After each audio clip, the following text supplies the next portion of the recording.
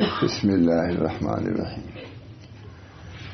نحمده ونصلي على رسوله الكريم وعلى آله وأصحابه أجمعين برحمتك يا أرحم الراحمين. أعوذ بالله من الشيطان الرجيم. بسم الله الرحمن الرحيم. فلا تعلم نفس ما أخفي لهم من قرة أعين. صدق اللہ.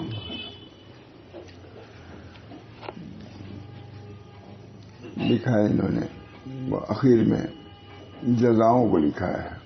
اعمال کو بیان کرنے کے بعد جزاؤں کا تذکرہ کیا ہے کہ جو اس راہ میں رہتا ہے وہ چلتا ہے تو اللہ تعالیٰ اس کو 40 نعمتوں سے نوازتے ہیں، 20 دنیا میں اور 20 آخرت میں. اور خود مصنف امام غزالی لکھ رہے ہیں کہ میں اس کو کیا بیان کر سکتا ہوں، جو مجھے سمجھ میں آیا بیان کر دیا، ورنہ اس کو تو کوئی بیان ہی نہیں کر سکتا. کیسی نعمتیں ہیں. اسی کو پہلی آیت ہے فلا تعلم نفس، تم نہیں جانتے، کوئی نفس نہیں جانتا جو آنکھوں کی ٹھنڈک اللہ تعالیٰ نے عطا فرمائی. کیا کیا نعمتیں ہیں جنت میں، کوئی تصور بھی نہیں کر سکتا.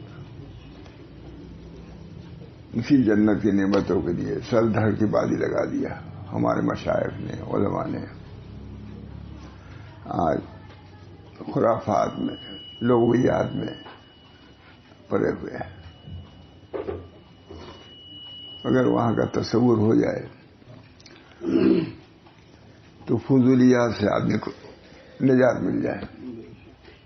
کچھ نہیں پتا، بیکار بحثیں ہوتی ہیں، بیکار بحثیں. ایک بحث یہ بھی ہوتی ہے، امام محمد رحمۃ صاحب کہتے تھے کہ فلاں سلسلہ بالکل بیکار، اس کے بانی سید عبد القادر جیلانی کافر تھے، یہ بھی سلسلہ چلتا ہے. کوئی معین الدین چشتی کو کہتا ہے، میں نے کتنی بار سنا، لو جو اس سلسلے میں ان کا بھی یہ دستور رہتا ہے، ایک دوسرے کی مذمت، دوسرے کی توہین، دوسرے کی تذلیل، اس کی کہاں فرصت. تو اور ہی جگہ ہے.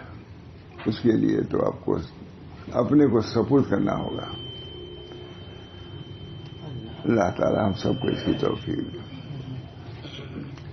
فلا تعلم نفس ما اخفي لهم من قرة اعين. کوئی آدمی نہیں جانتا جو ان کے لیے آنکھوں کی ٹھنڈک سے پوشیدہ رکھا گیا ہے.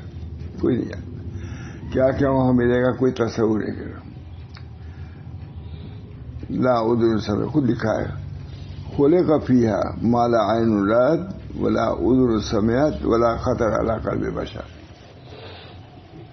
تو موقع سے لے خلق فیہا. پھر رسول اللہ صلی اللہ علیہ وسلم فرماتے ہیں، یہ تو اللہ نے فرمایا فلا تعلم. چونکہ کتاب ختم ہو رہی ہے نا، اعمال ختم ہو رہے ہیں، اجریہ کا بیان ہے، اس بنا پہ جزاؤں کا بیان ہے. اللہ تعالی نے ارشاد فرمایا فلا تعلم نفس ما اخفی لهم. تم نہیں جانتے. میں نے لکھ دیا، مولانا تفسیر کی کتاب میں دیکھو لکھا ہے، آپ دیکھیے گا اس کو. لکھ دیتا ہوں جو کچھ لکھنا رہتا ہے، اور یہ نہیں دیکھا اچھا خراب نہیں دیکھتا کہ یہ لکھ دیا پڑھو. یہاں لکھ دیا کہ یہ تفصیل کی موقع نہیں ان کا ہے. میں نے لکھا تفسیر کی کتاب دیکھو، اور وہاں لازم حدیث کی کتاب ضرور پڑھو.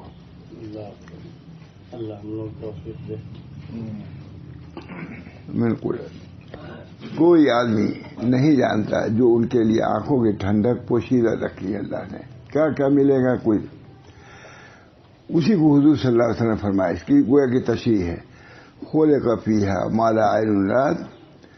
یہ ہم لوگ نہیں سنتے، وہ تو اتنا سے جانتے ہیں، پڑھتے بھی ہیں، لیکن یہ نہیں جانتے تھے ابھی. یہ خلق فیہا ما لا عین رأت ولا اذن سمعت ولا خطر علی قلب بشر. اس میں ایسی چیزیں پیدا کی اللہ نے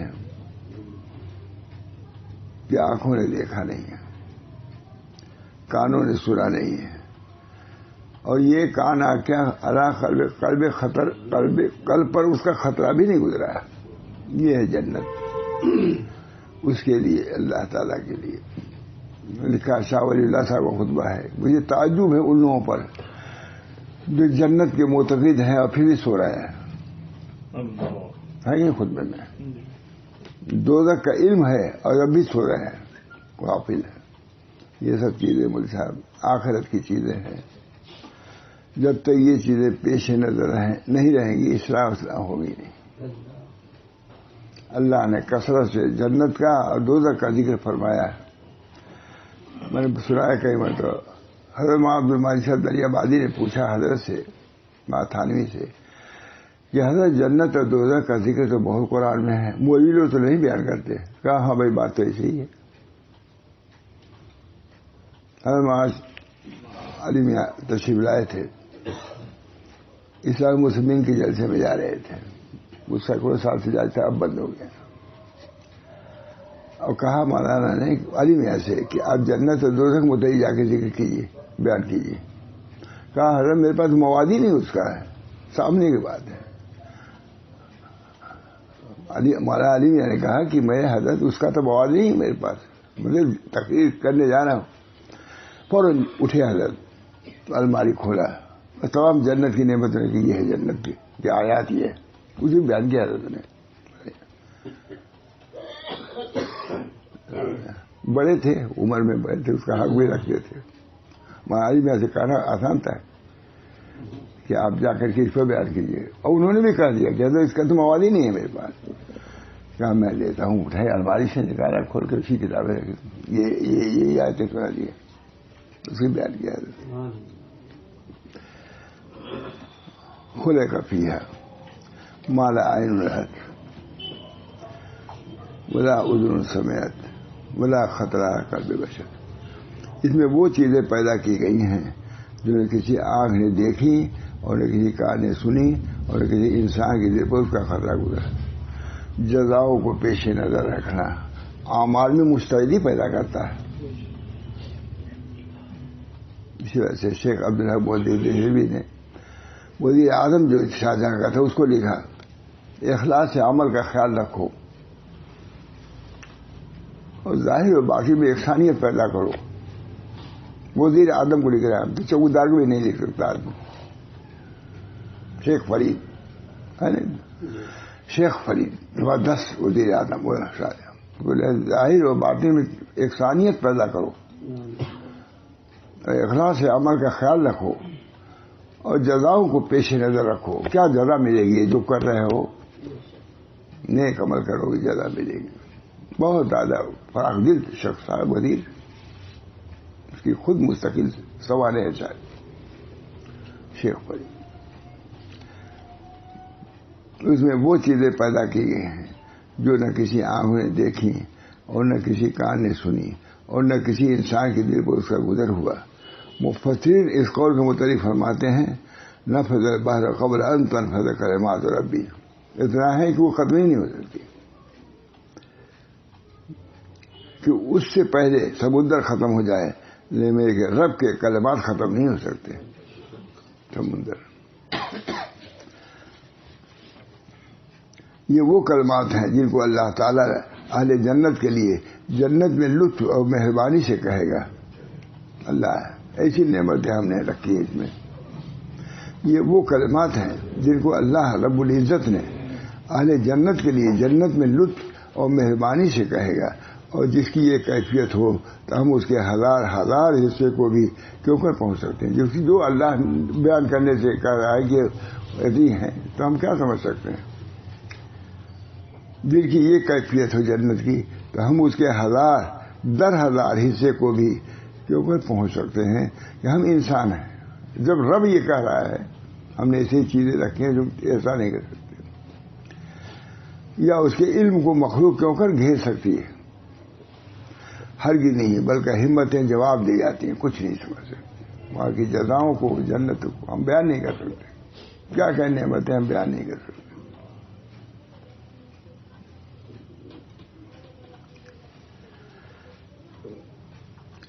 ہرگز بلکہ ہمتیں جواب دے جاتی ہیں اور عقلیں اس کو سمجھنے سے قاصر ہیں.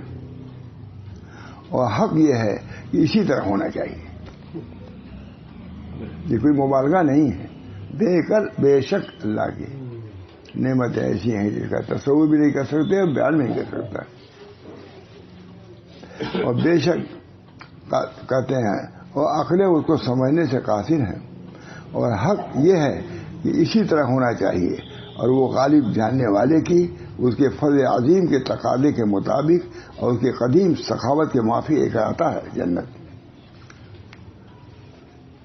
اس کے کہتے ہیں اور غالب جاننے والے کی اور اس کے فضل عظیم کے تقاضے کے مطابق اور اس کے قدیم سخاوت کے موافق ایک آتا ہے جنت.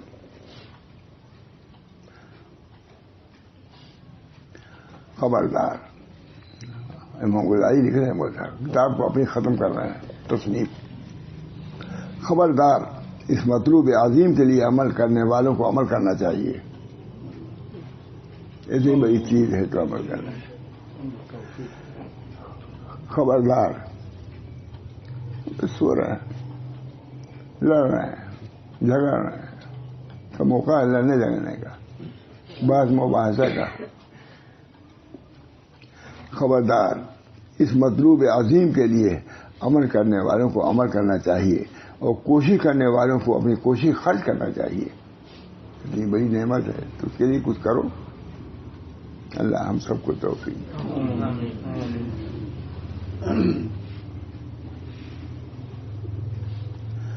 اور جاننا چاہے کہ یہ سب کچھ اس چیز کے مقابلے میں ہے قلیل ہے. کتنا مجاہدہ کرو گے؟ بس اللہ کے لطف و کرم کے امیدوار رہو. جتنا ہو سکے کرو لیکن کافی نہ سمجھو اس کو.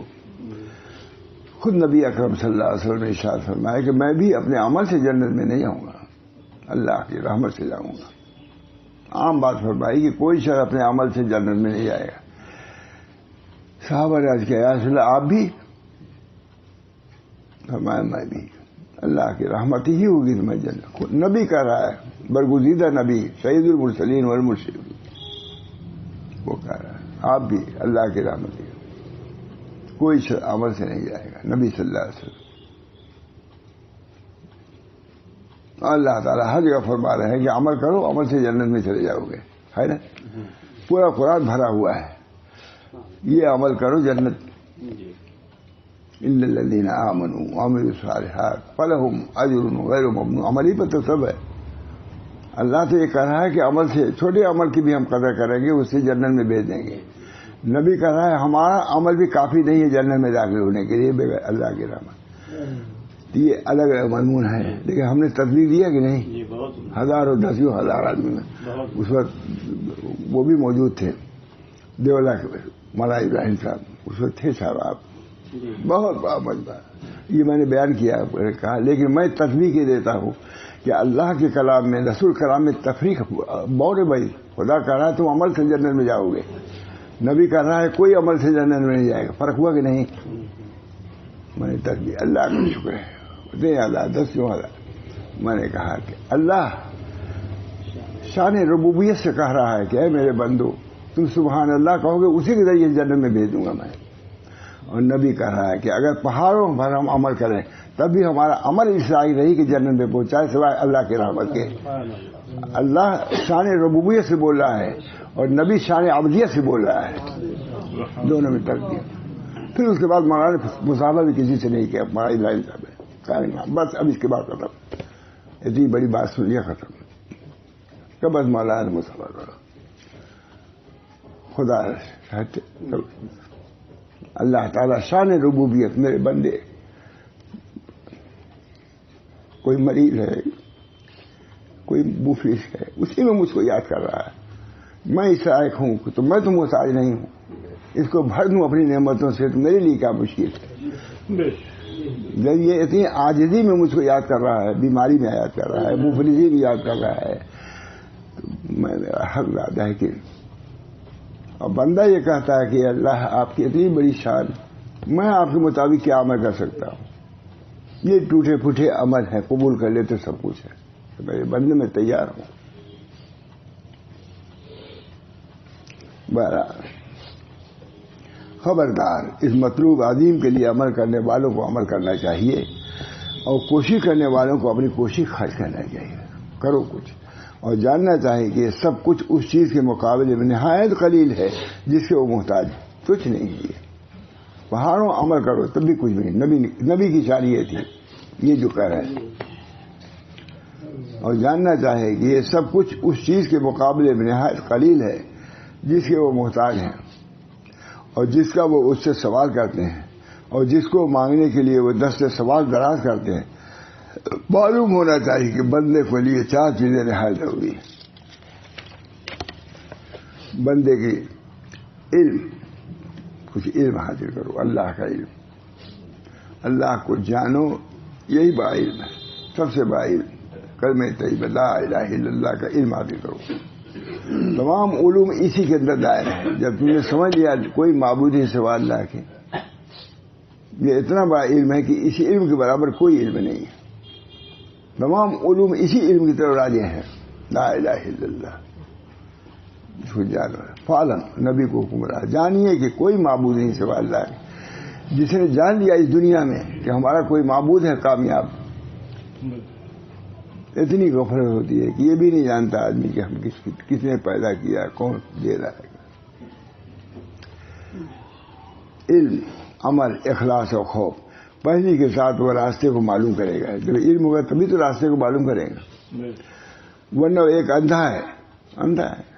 علم تو حاصل کرو کہ خدا کا ایک راستہ ہے جس پر ہم کو چلنا ہے, وہ علم سے حاصل ہوگا. پھر اس کے مطابق عمل کرے گا. جب اس کو علم ہوگا کہ یہ اتنی اہم چیز ہے تو اس پر عمل بھی کرے گا, ورنہ وہ روک دیا جائے گا. علم یا تو عمل کیوں نہیں کرتے؟ اللہ ہے تو اللہ کی طرف بڑھو. پھر عمل کو خالص کرے گا, ورنہ نقصان اٹھائے گا. پھر عمل بھی اللہ کے لیے ہو. پھر وہ ہمیشہ آفات سے ڈرتا رہے گا. علم ہوگا تو آفات سے ڈرتا رہے گا. جب آفات سے ڈرے گا تو بچ جائے گا, محفوظ رہے گا. جب ڈرے ہی نہیں تو پھنس جائے گا, آفات کا شکار ہو جائے گا. یہاں تک کہ وہ امان حاصل کر لے, ورنہ دھوکہ میں پڑا ہوا ہے. دنیا میں سیدھے سچ کا ہے, تمام مخلوق مردہ ہے سوائے علماء کے. ان کو علم ہے وہ مردہ ہے, اور علماء بھی سوئے ہوئے ہیں سوائے ان لوگوں جو عمل کرتے ہیں. اور عمل کرنے والے بھی سوئے ہوئے دھوکے میں ہیں, مگر اخلاص ان کے اندر ہے. اور تمام مخلصین بھی بہت خطرے پر ہے جس پر اللہ کا رحم ہو جائے. مخلص بھی ڈرتے ہیں, ڈر کہیں نہیں چھوٹے گا. علم, عمل, اخلاص سب کچھ ہے. والمخلصون علی خطیر عظیم پڑھا جاتا ہے نا, والمخلصون علی خطیر عظیم. مخلص بھی ڈرتے رہتے ہیں کیا ہوگا, اللہ ہی بہتر ہے. حدیث میں آتا ہے 27 صحابہ ایسے دیکھے گئے جو نفاق سے ڈرتے تھے. 27 یا جو بھی عدد ہو. اللہ, میں کہتا ہوں 4 آدمیوں سے انتہائی تعجب ہے. ایک وہ عقل مند جو عالم نہ ہو, ان چیزوں کی معرفت کا اہتمام نہ کرتا. معلوم کرو کیسے چلنا ہے, راستہ معلوم کرو. سب سے پہلے راستے کا علم ہے, تو عمل ہے. بہرحال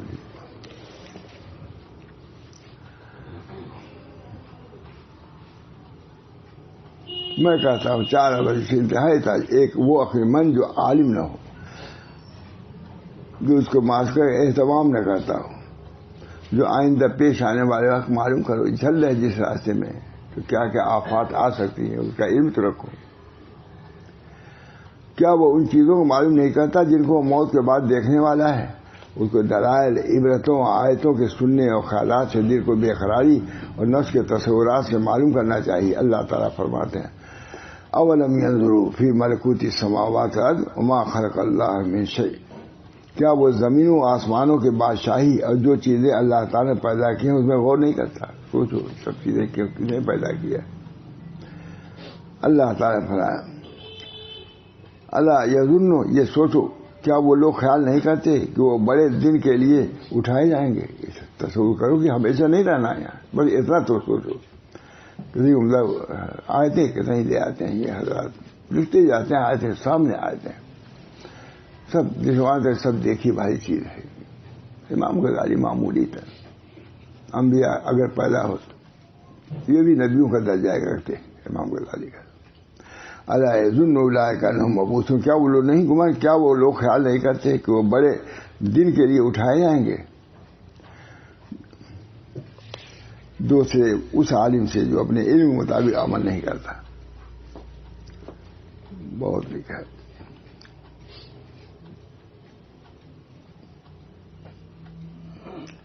پھر قصہ مختصر، ان کی تفسیر وہ ہے جو رب العالمین نے اپنے کتاب عزیز میں فرما دیا ہے. افحسبتم انما خلقناکم عبثا وانکم الینا لا ترجعون، سب کا ہاتھ ہے. کیا تم نے گمان کیا ہے کہ ہم نے تم کو عبث پیدا کیا ہے؟ کوئی حکیم لا یخلق، حکیم جو بھی بات کہتا ہے اس کے اندر حکمت کی بات ہوتی ہے. کوئی چیز پیدا بھی نہیں کرتا مگر حکمت سے. تو اللہ تعالیٰ یہی تم کو پیدا کیا ہے. کیا تم گمان کرتے ہو کہ ہم نے تم کو عبث پیدا کیا ہے؟ وَأَنَّكُمْ لَا، اور تم لوگ ہمارے سے لوٹائے نہیں جاؤ گے. زبردست آیت ہے، سب کا پتہ. اللہ تعالیٰ فرماتے ہیں. پھر قصہ مختصر اس تفصیل کی وہ ہے جو رب العالمین نے اپنی کتاب عزیز کے 4 آیتوں میں بیان کر دی ہے. بھائی افحسبتم انما خلقناکم عبثا وانکم الینا لا ترجعون، کیا تم نے خیال کر رکھا ہے کہ ہم نے تم کو بے مقصد پیدا کیا ہے اور تم ہماری طرف نہیں لوٹائے جاؤ گے؟ وَلَتَنظُرْ نَفْسٌ مَّا قَدَّمَتْ لِغَدٍ وَاتَّقُوا اللَّهَ إِنَّ اللَّهَ خَبِيرٌ بِمَا تَعْمَلُونَ. چاہیے کہ ہر آدمی اس پر غور کرے جو اس نے کل کے لیے بھیجا ہے، اور اللہ تعالیٰ سے ڈرو، بے شک اللہ تمہارے عملوں سے خبردار ہے. یہ آیتیں ہیں جو اصلاح کے لیے ابھارنے والی ہیں، بیدار کرنے والی ہیں. امام غزالی لکھ رہے ہیں 4. پھر اللہ تعالیٰ فرمایا والذین جاہدوا فینا لنہدینہم سبلنا، جن لوگوں نے ہمارے متعلق کوشش کی ہم ضرور ان کے لیے اپنی راہیں کھول دیں گے. یہ بھی کوشش کرو. اور پھر ان تمام چیزوں کو ایک جامع آیت میں بیان کر دیا ہے، اور وہ سب سے زیادہ سچا کار ہے. ومن جاہد فإنما یجاہد لنفسہ ان اللہ لغنی عن العالمین. جو آدمی کوشش کرے گا وہ اپنی جان کے لیے کوشش کرے. میرے اوپر احسان نہیں ہے کچھ، اپنی جان کو بچانے کے لیے، عذاب سے امان کے لیے جو آدمی کوشش کرے گا وہ اپنی جان کے لیے کوشش کرے گا. بے شک اللہ تعالیٰ تمام جہانوں سے بے نیاز ہے.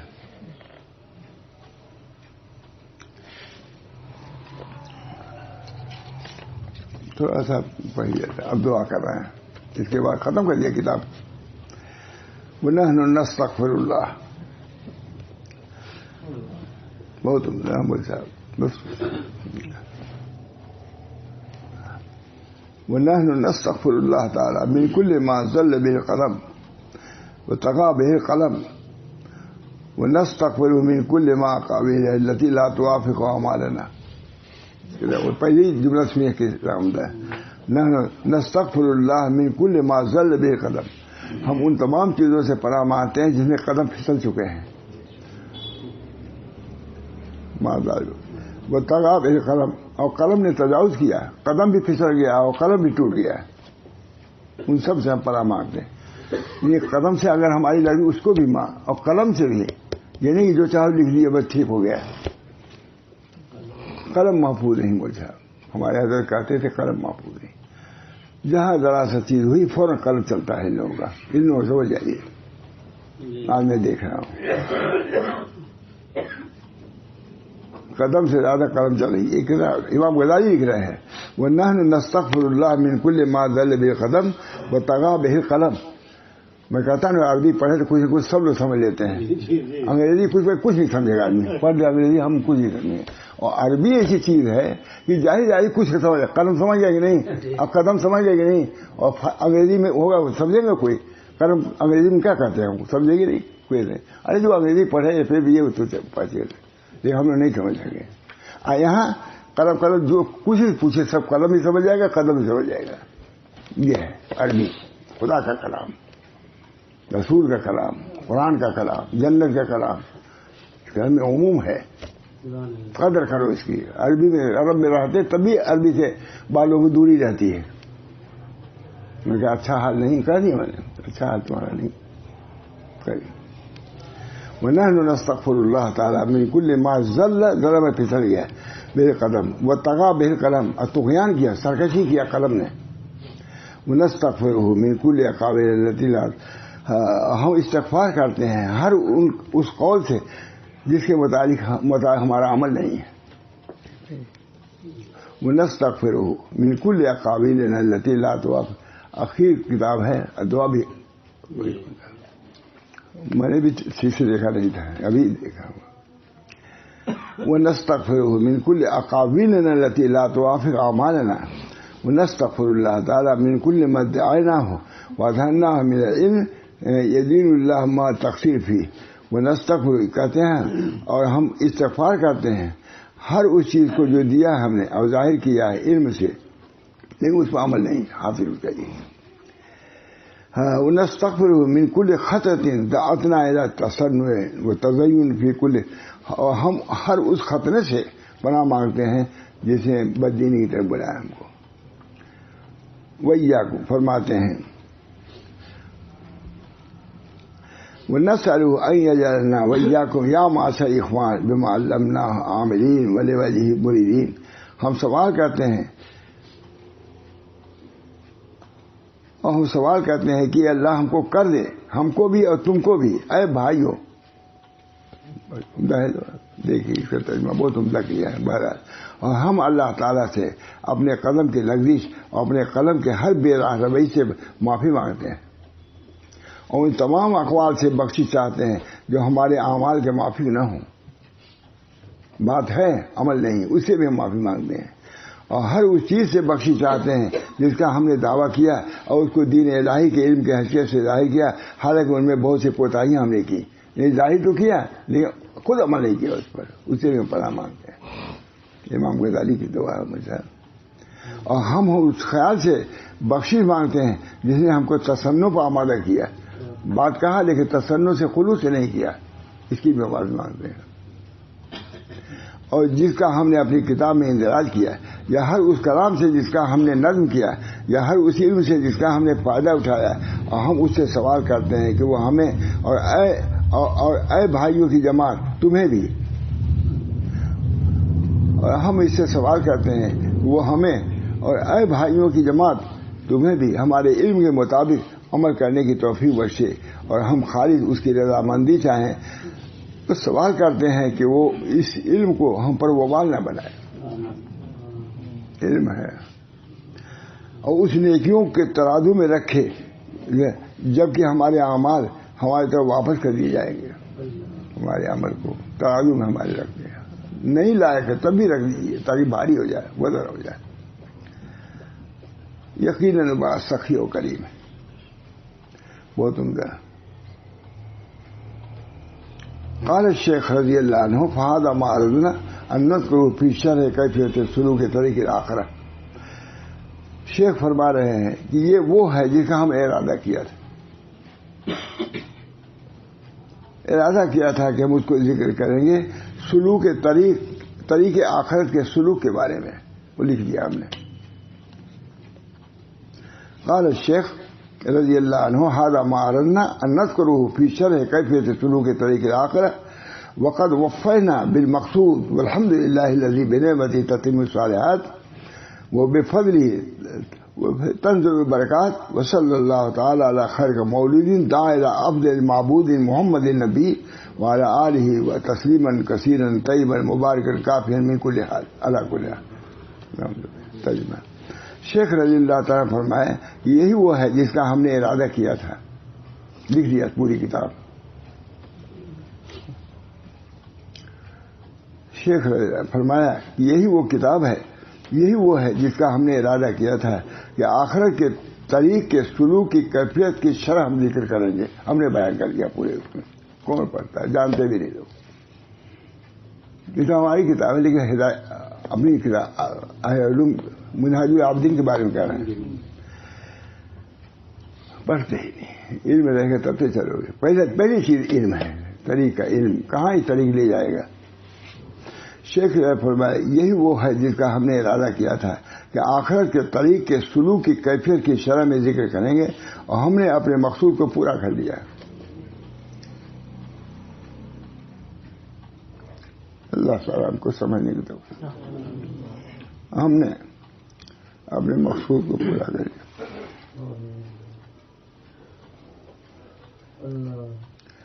اور ہم تمام تعریفیں اس اللہ کے لیے ہیں، اور تمام تعریفیں اس اللہ کے لیے ہیں جس کے احسان سے نیکیاں پوری ہوتی ہیں.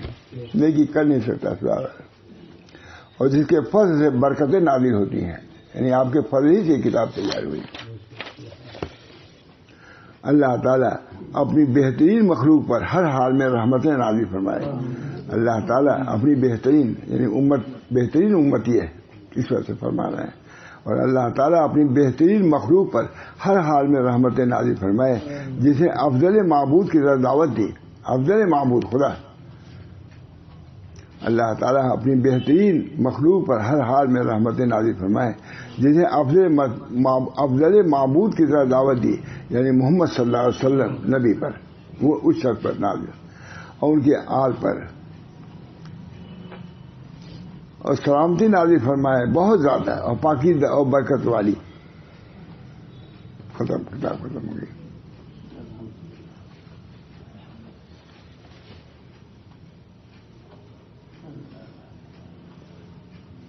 ہمارے میں کس نے لکھا، ہم نے لکھا کہ کس نے لکھا، ہم کو یہ بھی پتا نہیں.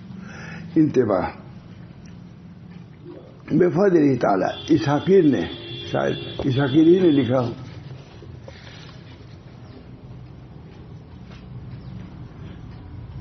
اسحاقیر نے طریقت کے وصول کی تبیین اور تزکیہ نفوس کے قواعد اور اس کے آداب و احکام کی توضیح اور تشریح کا قصد و ارادہ کیا تھا. اس کو اپنے اکابر مشائخ کے کلام سے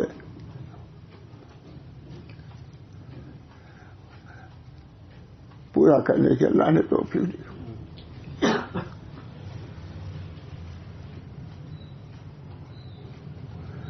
اس پر جتنا بھی اللہ تعالیٰ کا ہم شکر ادا کریں کم ہے. اللہ عز و جل اپنے فضل و کرم سے مزید ایسے دینی و علمی کام کرنے کی توفیق مرحمت فرمائے. مجھے نہیں معلوم میں نے لکھا، یہ بھی یاد ہے. اس لیے بارگاہ رب العزت میں دل سے دعا ہے کہ اللہ تبارک و تعالی ہم سب کو ان اصول اور قواعد پر عمل کر کے اپنی اصلاح کرنے اور نفس کو پاک و صاف کرنے کی توفیق مرحمت فرمائے، اور اپنا قرب و قبول اور اپنی رضا و خوشنودی سے مشرف فرمائے. اللہ جل وعلا اپنے فضل سے خود ہم کو، ہماری اولاد و احفاد اور جملہ دینی و اسلامی احباب کو ان تعلیمات پر عمل کرنے کی توفیق عطا فرمائے. آمین. وآخر دعوانا ان الحمد للہ رب العالمین، والصلاة والسلام علی سید خلقہ خاتم النبیین وعلی آلہ واصحابہ وصلحاء امتہ وسائر اتباعہ بإحسان الی یوم الدین اجمعین برحمتک یا ارحم الراحمین. محمد قمر زبان اللہ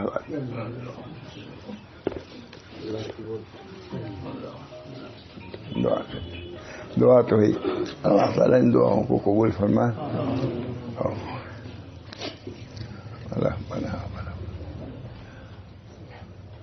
ربنا تقبل منا انك انت السميع العليم برحمتك يا ارحم الراحمين بحرمة سيد النبي الكريم صلى الله تعالى عليه وسلم. لا اله الا الله.